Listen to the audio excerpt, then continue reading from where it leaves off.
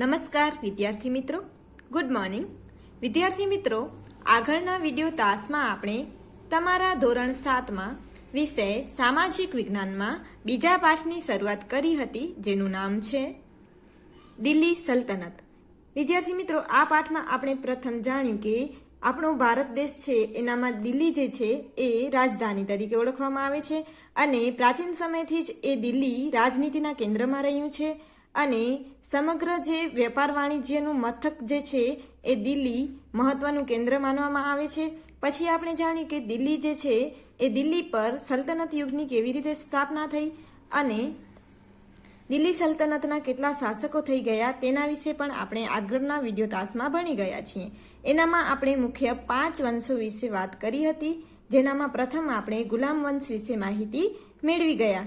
એનામાં આપણે જાણ્યું કે દિલ્હી સલ્તનતની જે ગાદી છે એના ઉપર એક પછી એક શાસક જે છે એ સલ્તનતની ગાદી સંભાળે છે અને એના વચ્ચે જે વિગ્રહો અને અમુક જે શાસક હતા એમનું મૃત્યુ થતાં અન્ય શાસક સત્તા ઉપર આવે છે અને ગાદી સંભાળે છે. પછી ગુલામ વંશનો અંત આવે છે અને દિલ્હી સલ્તનત ઉપર ખલજી વંશની સ્થાપના થાય છે અને એ દરમિયાન પણ કેટલાક શાસકો થઈ ગયા અને એ દરમિયાન જે અલાઉદ્દીન નામનો જે શાસક હતો એમણે ઘણી બધી પદ્ધતિઓ પણ અપનાવી હતી અને ખેતીવાડીનો જે કર હતો એને પણ વધારીને 50% જેટલો કર રાખવામાં આવ્યો હતો.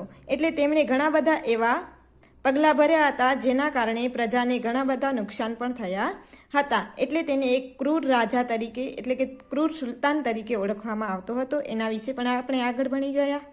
પછી અલાઉદ્દીન ખિલજીનું મૃત્યુ થતાં ખલજી વંશનો અંત આવ્યો અને તુગલક વંશની સ્થાપના થાય છે. એના વિશે પણ આપણે ભણી ગયા. હવે આપણે સૈયદ વંશ વિશે વિસ્તૃતમાં માહિતી મેળવીશું. પ્રથમ છે સૈયદ વંશ. સૈયદ વંશનો સમયગાળો છે ઈસવીસન 1414 થી ઈસવીસન 1451. સૈયદ વંશ વિશે ખાસ કોઈ માહિતી આપવામાં આવી નથી. એના વિશે ખાલી શોર્ટમાં કહેવામાં આવ્યું છે કે તુગલક વંશના શાસનના અંત બાદ ખિજ્ર ખાને સૈયદ વંશની સ્થાપના કરી હતી. એના પછી લોદી વંશની સ્થાપના થાય છે, જેની સ્થાપના કોણ કરે છે? સૈયદ વંશ બાદ બહલોલ લોદીએ લોદી વંશની સ્થાપના કરી હતી. એનો સમયગાળો છે ઈસવીસન 1451 થી ઈસવીસન 1526. હવે જ્યારે આ જે સૈયદ વંશ છે એનો અંત આવે છે ત્યારે લોદી વંશ અસ્તિત્વમાં આવે છે અને લોદી વંશની સ્થાપના કરનાર કોણ છે? તો બહલોલ લોદી નામનો જે શાસક છે એ લોદી વંશની સ્થાપના કરે છે. બહલોલ લોદી સલ્તનતનો પ્રથમ અફઘાન શાસક હતો. હવે આ જે લોદી વંશ જે છે એ મૂળ અફઘાનીઓ હતા અને આ જે બહલોલ લોદી જે છે એ સલ્તનત યુગનો પ્રથમ અફઘાન એટલે અફઘાનિસ્તાન એ બધા જે આરબના જે દેશો છે એ પ્રદેશોના આ શાસકો હતા અને પ્રથમ વાર તેમણે દિલ્હી સલ્તનતની ગાદી સંભાળી હતી અને એનો પ્રથમ શાસક કોણ હતો? એનો પ્રથમ શાસક હતો બહલોલ લોદી. લોદી વંશનો અંતિમ બાદશાહ ઇબ્રાહિમ લોદી હતો. પ્રથમ શાસક બહલોલ લોદી અને અંતિમ શાસક હતો ઇબ્રાહિમ લોદી. ઈસવીસન 1526માં બાબર સામે પાણીપતના પ્રથમ યુદ્ધમાં તેનો પરાજય થયો અને સલ્તનત યુગનો અંત આવ્યો. હવે જે બાબર નામ આપણે આગળ ભણવાના છીએ બાબર વિશે, એ બાબર જે હતો એ મુઘલ શાસક હતો અને એના સામે યુદ્ધમાં ઇબ્રાહિમ લોદી જે છે એનો પરાજય થાય છે અને એવી રીતે જે સૈયદ વંશ અને લોદી વંશ છે એનો અંત આવે છે અને દિલ્હીની સલ્તનત ઉપર મુઘલ શાસકનો ઉદય થાય છે, એટલે કે મુઘલ શાસનની શરૂઆત થાય છે. એના પછી છે સલ્તનત યુગની રાજ્ય વ્યવસ્થા. સલ્તનત યુગ દરમિયાન જે રાજ્ય વ્યવસ્થા હતી એ કેવા પ્રકારની હતી તેના વિશે વિસ્તૃત માહિતી મેળવીએ. ઈસવીસન 13મી સદીમાં સ્થપાયેલ દિલ્હી સલ્તનત ભારતમાં રાજ્ય શાસન વ્યવસ્થાની દ્રષ્ટિએ વિશિષ્ટ હતું. આજે ઈસવીસન 13મી સદીમાં જે દિલ્હી સલ્તનત ઉપર આજે શાસકો થઈ ગયા, જે પાંચ વંશો વિશે આપણે અભ્યાસ કર્યો, એ સમયે તેમની જે રાજ્ય વ્યવસ્થા હતી એ કંઈક અલગ જ પ્રકારની હતી. એના વિશે આપણે અહીં વિસ્તૃતમાં માહિતી મેળવવાની છે કે દિલ્હી સલ્તનત શાસનના કેન્દ્રમાં સુલતાન હતો. હવે દિલ્હી સલ્તનતનું જે શાસન હતું એનું જે મુખ્ય કેન્દ્ર હતું એ મુખ્ય કેન્દ્રમાં કોને રાખવામાં આવ્યો હતો? સુલતાનને રાખવામાં આવ્યો હતો. એટલે મહત્વનું જે પદ હતું એ કોનું હતું? સુલતાનનું હતું. સુલતાનની સત્તા સર્વોપરી ગણાતી હતી.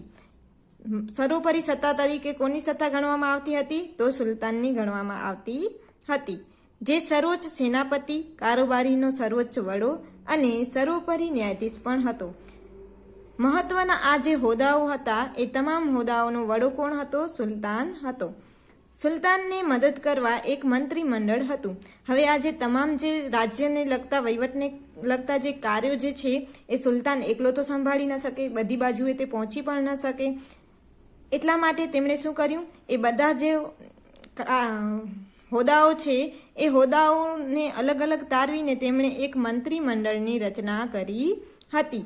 હવે એ તમામ જે કાર્યો જે છે સેનાપતિના કારોબારને લગતા કે ન્યાયને લગતા એ તમામમાં તેને અન્ય જે વ્યક્તિઓ જે છે એ મદદ કરતા એ વ્યક્તિઓ જે છે એનું મંત્રીમંડળ બનાવવામાં આવ્યું હતું. પછી મંત્રીમંડળના મંત્રીઓ અને અધિકારીઓની નિમણૂક સુલતાન પોતે કરતો. હવે આ જે મંત્રીમંડળ બનાવવામાં આવ્યું હતું એ મંત્રીમંડળમાં અલગ અલગ મંત્રીઓની અને અધિકારીઓની નિમણૂક કરવામાં આવતી હતી. અને એ અધિકારીઓ અને મંત્રીઓની નિમણૂક જે છે એ કોણ કરતો હતો? સુલતાન કરતો હતો. સલ્તનત શાસન વ્યવસ્થા કેન્દ્રીય, પ્રાંતીય અને સ્થાનિક એમ 3 વિભાગોમાં વહેંચાયેલી હતી. હવે આ જે સલ્તનત વ્યવસ્થા હતી, રાજ્ય વ્યવસ્થા, એને મુખ્ય 3 ભાગમાં વહેંચવામાં આવી હતી. એવો પ્રશ્ન પણ તમને પૂછાઈ શકે કે સલ્તનત વ્યવસ્થાને મુખ્ય કેટલા ભાગમાં વહેંચવામાં આવી હતી? તો મુખ્ય 3 ભાગમાં વહેંચવામાં આવી હતી. અને કયા કયા ભાગમાં? તો એક છે કેન્દ્રીય, પ્રાંતિક અને સ્થાનિક. આમ 3 ભાગમાં સલ્તનત જે રાજ્ય વ્યવસ્થા છે એને વહેંચવામાં આવી હતી. એનામાં પ્રથમ છે કેન્દ્રીય શાસન વ્યવસ્થા. સુલતાન પછી મંત્રીમંડળ મુખ્ય હતું. આપણે આગળ જોયું કે સુલતાનના આજે તમામ જે વહીવટને લગતા કાર્યો છે એનામાં મદદ કોણ કરતું? મંત્રીમંડળ. તો સુલતાન પછી જે મહત્વનું મંડળ હતું એ કયું હતું? મંત્રીમંડળ હતું. સુલતાનનો પ્રધાનમંત્રી વજીર કહેવાતો હતો. હમણાં આપણે જે પ્રધાનમંત્રી જેમ કાર્ય કરે છે એવી રીતે તે સમયે સુલતાનને મદદ કરવા માટે વજીર નીમવામાં આવતો હતો. જે આજે મંત્રીમંડળ હતું ને એનો મુખ્ય વડો કહેવામાં આવતો હતો. વહીવટી તંત્રનો વડો હતો. આ જે વજીર જે છે એ વહીવટી તંત્રનો મુખ્ય વડો હતો. આ જે મંત્રીમંડળ રચવામાં આવ્યું હતું એનો મુખ્ય વડો કોણ છે? વજીર. અને વહીવટ તંત્રનો પણ મુખ્ય વડો વજીર. આ ઉપરાંત મંત્રીમંડળમાં સેના વિભાગ, પત્ર વ્યવહાર વિભાગ, ધર્મ વિભાગ, વિદેશ વિભાગ, ગુપ્તચર વિભાગ વગેરે વિભાગોનો સમાવેશ થતો. હવે આ જે મંત્રીમંડળ છે એનામાં આટલા વિભાગોનો સમાવેશ થતો. આ બધા જ વિભાગો માટે અલગ અલગ અધિકારીઓની નિમણૂક કરવામાં આવતી હતી. આમ થોડા ઘણા અંશે આધુનિક મંત્રીમંડળ જેવી જ તે સમયે વ્યવસ્થા જોવા મળે છે. હવે આજ આપણે હમણાં પણ જોઈએ છીએ ને આપણી મંત્રીમંડળની વ્યવસ્થા અલગ અલગ છે. અલગ અલગ વિભાગોમાં અલગ અલગ અધિકારીઓની નિમણૂક કરવામાં આવે છે, અલગ અલગ મંત્રીઓની નિમણૂક કરવામાં આવે છે. રાજ્ય પ્રમાણે અલગ અલગ મંત્રીઓની નિમણૂક થાય છે. પછી એનામાં અલગ અલગ હોદ્દાઓ ઉપર અલગ અલગ અધિકારીની નિમણૂક થાય છે કે આ હોદ્દો આ અધિકારી સંભાળશે, આ હોદ્દો જે છે શિક્ષણને લગતો અધિકારી અલગ હોય, પછી વેપાર વાણિજ્યને લગતો અધિકારી અલગ હોય. એવી રીતે તે સમયે પણ આ જે વિભાગો હતા એ વિભાગોમાં અલગ અલગ અધિકારીઓની નિમણૂક કરવામાં આવતી હતી. એના પછી છે પ્રાંતીય શાસન. હવે બીજી વ્યવસ્થા કઈ હતી? પ્રાંતીય શાસન વ્યવસ્થા હતી. સલ્તનત કાળમાં પ્રાંતને જાગીરમાં વહેંચવામાં આવતું હતું. હવે આજના સમયમાં આપણે અલગ અલગ પ્રાંત પ્રમાણે રાજ્ય વ્યવસ્થા કરીએ છીએ. એ સમયે જે સલ્તનત યુગ હતો એ સમયે અલગ અલગ પ્રાંતને જાગીર કહેવામાં આવતું અને જાગીરમાં એ પ્રાંત વ્યવસ્થાને વહેંચવામાં આવી હતી, જેને ઇક્તા કહેવામાં આવતું. ઇક્તાનો વડો ઇક્તેદાર કે મુક્તિ કહેવાતો, જે પ્રાંતની કારોબારી અને ન્યાયતંત્રનો વડો હતો. હવે એ પ્રાંતના અનુરૂપ અલગ એક વડાની નિમણૂક કરવામાં આવતી હતી અને એ પ્રાંતનો જે સમગ્ર કારોબારી જે વ્યવસ્થા હતી એ કારોબારીનું કાર્ય અને ન્યાય તંત્રનું કાર્ય કોણ કરતું હતું? એ સમયે જે પ્રાંતનો વડો નીમવામાં આવતો હતો, જેને ઇક્તેદાર કહેવામાં આવતું હતું, એ સંભાળતો હતો.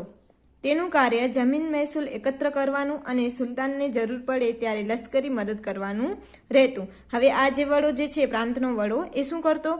એ જે તે પ્રાંતમાંથી મહેસૂલ ઉઘરાવતો અને સુલતાનને જ્યારે લશ્કરી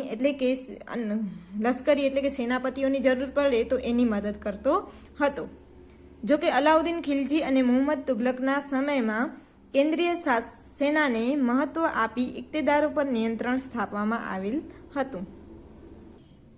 એના પછી છે સ્થાનિક શાસન. પ્રાંત પછીના એકમને જિલ્લા અને તાલુકામાં વહેંચવામાં આવતા, જેને અનુક્રમે સિક અને પગરણા કહેવામાં આવતા. હવે પ્રાંત પછી જે જિલ્લા અને તાલુકા આવે એની શાસન વ્યવસ્થા કરવામાં આવી હતી અને એ સમયે તેને સિક અને પગરણા તરીકે ઓળખવામાં આવતા હતા. ગામનો વહીવટ મુખી કે મુકદ્દમ કરતો હતો. તેને પરવારી અને કારકુન મદદ કરતા હતા. હવે ગામનો જે વડો જે છે, મુખ્ય વડો, એને મુખી કહેવામાં આવતું હતું. હમણાં આપણે જે ગામનો વડો જે છે એને સરપંચ કહીએ છીએ, તે સમયે મુખી કહેવામાં આવતું હતું. અને એને મદદરૂપ કોણ કરતું હતું? એટલે કે એને મદદ કોણ કરતું હતું? તો મુકદ્દમ અને પરવારી નામના બીજા જે કારકુન આવે એ એમને મદદ કરતા હતા. આમ સલ્તનત રાજ્ય વ્યવસ્થા એ મુખ્ય 3 જે વ્યવસ્થા છે એના ઉપર આધારિત હતી. આગળનો પોઈન્ટ છે કિલ્લા અને અન્ય બાંધકામ. હવે આપણે આગળ ભણી ગયા કે રાજપૂત યુગ હતું એ દરમિયાન જે રાજપૂત રાજાઓ હતા એમણે પોતાના રાજ્ય શાસન સમયે ઘણી બધી એવી સ્થાપત્ય શૈલીનું નિર્માણ કર્યું હતું. એવી રીતે આ જે સલ્તનત યુગ હતો એ સમયે આ જે ઇસ્લામિક શાસકો હતા, જે સલ્તનત યુગના જે સુલતાનો હતા, તેમણે પણ તેમના રાજ્ય શાસન દરમિયાન ઘણી બધી એવી સ્થાપત્ય કલાનું નિર્માણ કરાવ્યું હતું. તેના વિશે આપણે અહીં વિસ્તૃતમાં માહિતી મેળવીશું.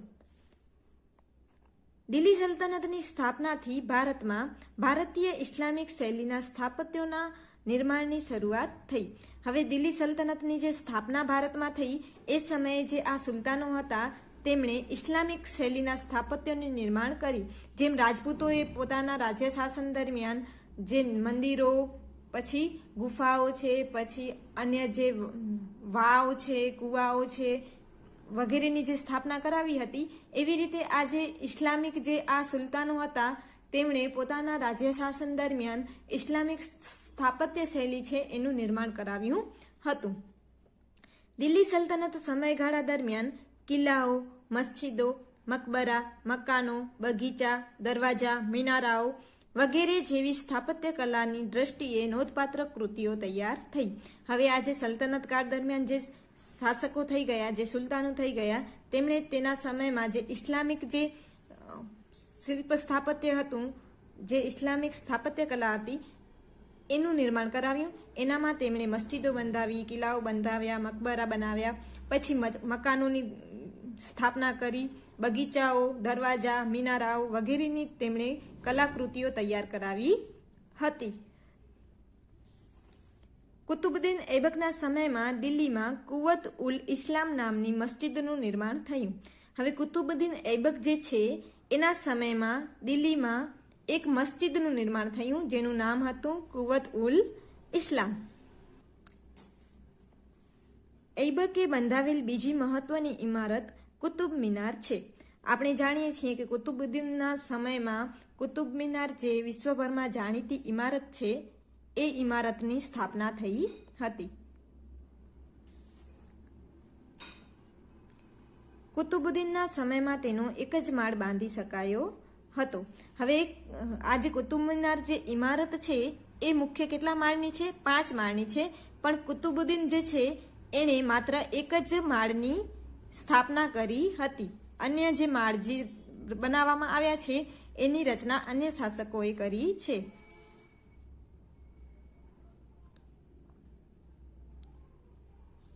તેના અવસાન બાદ બાકીનું કામ ઇલ્તુમિશે પૂર્ણ કરાવ્યું હતું. હવે કહેવાય છે કે એનું જે બાકીનું કામ હતું એ ઇલ્તુમિશ જે હતો, જે કુતુબુદ્દીનનો જમાઈ હતો અને દિલ્હીની સલ્તનત ગાદી ઉપર કુતુબુદ્દીનના અવસાન બાદ તે દિલ્હી સત્તા ઉપર આવ્યો હતો. એણે આ જે કુતુબુદ્દીનની જે આ અધૂરી જે સ્થાપત્ય શૈલી હતી એને પૂર્ણ કરાવ્યું હતું. ફિરોજ શાહ તુગલક અને સિકંદર લોદીએ તેનો જીર્ણોદ્ધાર કરાવેલો. હવે એનો જીર્ણોદ્ધાર જે છે એ કોણે કરાવ્યો? તો ફિરોજ શાહ તુગલક અને સિકંદર લોદીએ તેનો જીર્ણોદ્ધાર કરાવ્યો હતો. પછી કુતુબુદ્દીન એબક નિર્મિત અન્ય એક ઇમારત ઢાઈ દિન કા ઝોપડા નામની મસ્જિદ જે અજમેરમાં આવેલ છે. હવે આપણને એમ થાય કે ઢાઈ દિન કા ઝોપડા એ શું ઝોપડા હશે? ના, એ ઝોપડું નહોતું. એ શું હતું? એ એક મસ્જિદ હતી જેને એટલે કે અઢી દિવસમાં તૈયાર કરવામાં આવી હતી. એટલા માટે એ મસ્જિદનું નામ શું રાખવામાં આવ્યું હતું? ઢાઈ દિન કા ઝોપડા. અને એનું નિર્માણ જે છે એ કોણે કરાવ્યું હતું? તો કુતુબુદ્દીન એબકે કરાવ્યું હતું. ઇલ્તુમિશના સમયમાં હોજ એ સમી ઈદગાહ અને જુમા મસ્જિદનો સમાવેશ થાય છે. હવે ઇલ્તુમિશે કયા સ્થાપત્યની રચના કરી હતી? તો એણે પ્રથમ હોજે સમી, પછી સમી ઈદગાહ અને જુમા મસ્જિદ, આમ 3 સ્થાપત્ય શૈલીનો સમાવેશ ઇલ્તુમિશના શાસનકાળ દરમિયાન થાય છે. તેમણે આ 3 શૈલીનું હવે ઇલ્તુમિશે કયા સ્થાપત્યની રચના કરી હતી? તો એણે પ્રથમ હોજે સમી, પછી સમી ઈદગાહ અને જુમા મસ્જિદ, આમ 3 સ્થાપત્ય શૈલીનો સમાવેશ ઇલ્તુમિશના શાસનકાળ દરમિયાન થાય છે. તેમણે આ 3 શૈલીનું નિર્માણ કર્યું હતું.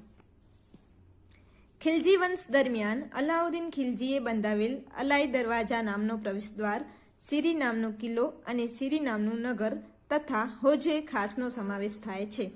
હવે જ્યારે ઇલ્તુમિશનો સમયગાળો પૂરો થાય છે ત્યારે ખિલજી વંશની સ્થાપના થઈ અને ખિલજી વંશ દરમિયાન કઈ કઈ સ્થાપત્ય શૈલીનું નિર્માણ થયું એ અહીં દર્શાવવામાં આવ્યું છે કે અલાઉદ્દીન ખિલજી જે છે એણે અલાઈ દરવાજા એવી રીતે આપણે યાદ રાખી શકીએ. એનો પ્રવેશદ્વાર કરાવ્યો હતો. પછી સિરી નામનો કિલ્લો બનાવ્યો અને સિરી નામનું નગર અને હોજે ખાસનો સમાવેશ થાય છે. એટલે આ 4 મુખ્ય જે સ્થાપત્ય કલા હતી એનું નિર્માણ કોણે કરાવ્યું હતું? એનું નિર્માણ કરાવ્યું હતું અલાઉદ્દીન ખિલજી. તુગલક શાસન દરમિયાન તુગલકાબાદ, ફિરોજાબાદ, હિસાર, જૌનપુર, ફિરોજપુર, ફતેહબાદ વગેરે નગરો વસાવવામાં આવ્યા. અને તુગલક શાસન વ્યવસ્થા હતી ત્યારે એ સમયના સુલતાનોએ તુગલકાબાદ, ફિરોજાબાદ, હિસાર, જૌનપુર, ફિરોજપુર, ફતેહબાદ વગેરે નગરો વસાવવાનું કાર્ય કર્યું હતું. આ સમયગાળા દરમિયાન દિલ્હીમાં અનેક કિલ્લાઓ, મસ્જિદો, તળાવો, મહેલો, સ્નાનાગારો, મકબરાઓ, પુલો, સરાઈઓ, બગીચાઓ વગેરેનું નિર્માણ થયું. સૈયદ અને લોધી વંશ દરમિયાન મકબરાઓ અને મસ્જિદોનું નિર્માણ થયું, જેમાં બંદે ખાનનો ગુંબજ, બાડા ગુંબજ, મોઠની મસ્જિદ અને સિયાબુદ્દીનનો મકબરો મુખ્ય છે. હવે જે આ મસ્જિદો અને જે મકબરાને જે છે એ શું છે? ઇસ્લામિક સ્થાપત્ય શૈલી છે. અને આ ઇસ્લામિક સ્થાપત્ય શૈલીનું નિર્માણ ભારતમાં કોણે કરાવ્યું હતું? તો સુલતાનોએ કરાવ્યું હતું. અને આ મહત્વની જે ઇમારત હતી કુતુબ મિનાર એ કોણે સ્થાપિત કરી હતી? તો એની સ્થાપના જે છે એ કુતુબુદ્દીન એબકે કરી હતી. પરંતુ તેનો માત્ર એક જ માળ જે છે એ કુતુબુદ્દીન એબકે બનાવ્યો છે. બાકીના 4 માળો જે છે એનું નિર્માણ કોણે કર્યું છે? એનો જે જમાઈ છે ઇલ્તુમિશ એમણે કર્યું છે. અને સલ્તનત કાળ દરમિયાન આ જે સુલતાનો હતા એમણે અન્ય સ્થાપત્ય કલામાં કિલ્લા, મસ્જિદો, તળાવો, મહેલો, નગરો, સ્નાનાગારો, પુલો વગેરે, બગીચા, આ બધા જે સ્થાપત્યો જે છે એની સ્થાપના કરી હતી. આમ આપણે કહી શકીએ કે દિલ્હી સલ્તનત દરમિયાન કિલ્લા અને અન્ય બાંધકામમાં જે સુલતાનો જે છે તેમણે પોતાની મહત્વની ભૂમિકા ભજવી છે અને આપણા ભારતીય ઇતિહાસને શિલ્પ, સ્થાપત્ય અને સંસ્કૃતિનું મહત્વનો વારસો પૂરો પાડ્યો છે.